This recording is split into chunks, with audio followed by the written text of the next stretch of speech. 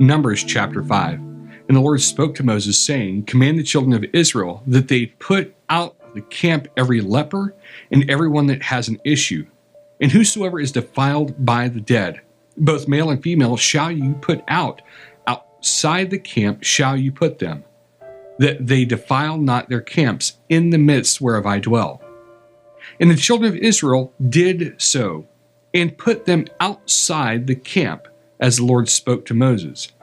So did the children of Israel, and the Lord spoke to Moses, saying, Speak to the children of Israel, when a man or a woman shall commit any sin that men commit to do a trespass against the Lord, and that person be guilty, then they shall confess their sin which they have done, and he shall recompense his trespass with the principal thereof, and add to it the fifth part thereof, and give it to him against whom he has trespassed.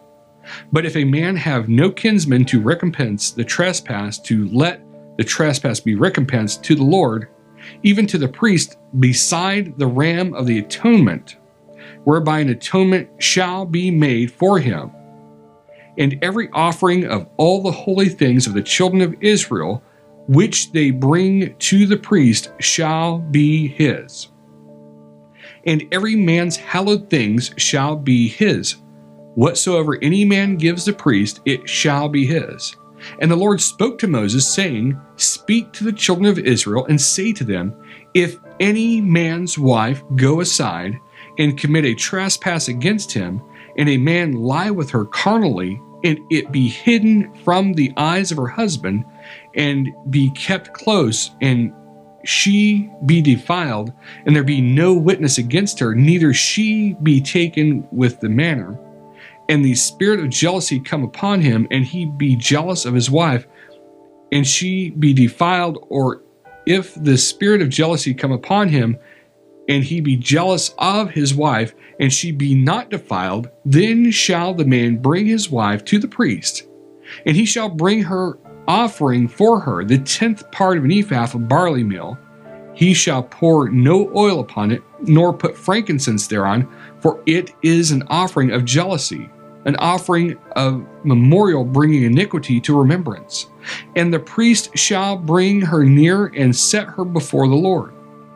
And the priest shall take holy water in an earthen vessel, and of the dust that is in the floor of the tabernacle, the priest shall take and put it into the water, and the priest shall set the woman before the Lord, and uncover the woman's head, and put the offering of memorial in her hands, which is the jealousy offering.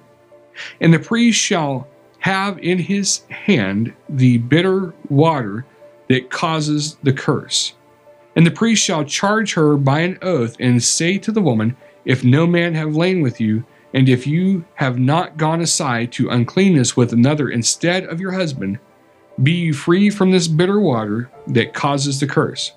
But if you have gone aside to another instead of your husband, and if you be defiled, and some man have lain with you beside your husband, then the priest shall charge the woman with an oath of cursing.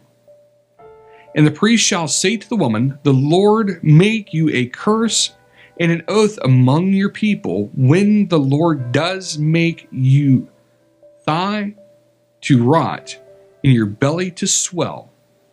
And this water that causes the curse shall go into your bowels, to make your belly to swell, and your thigh to rot. And the woman shall say, Amen, Amen.